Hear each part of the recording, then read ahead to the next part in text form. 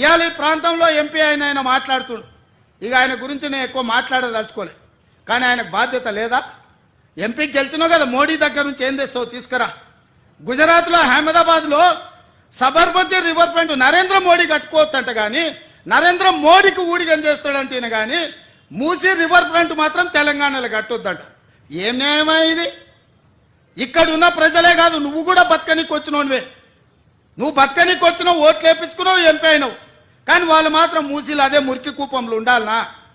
వాళ్ళందరినీ చక్కదిద్దాల్సిన బాధ్యత నీకు లేదా? రా, ఈటల రాజేందర్ ఇద్దరం కలిసి మోడీ దగ్గరికి పోదాం, పోయి 25,000 కోట్లు తీసుకొద్దా, మూసీలు ఉన్న పేదోళ్ళకి పంచి పెడదాం, ఇల్లు కట్టిద్దాం, డబుల్ బెడ్రూమ్ ఇల్లు కాదు మంచి కాలనీలు కట్టిద్దాం వాళ్ళకు. 40 లక్షల కోట్ల బడ్జెట్ ఉంది కదా మోడీ దగ్గర. హైదరాబాద్ నగరానికి 25,000 కోట్లు ఇవ్వలేడా? చేబెల్లా మీరే గెలుస్తారు. సికింద్రాబాద్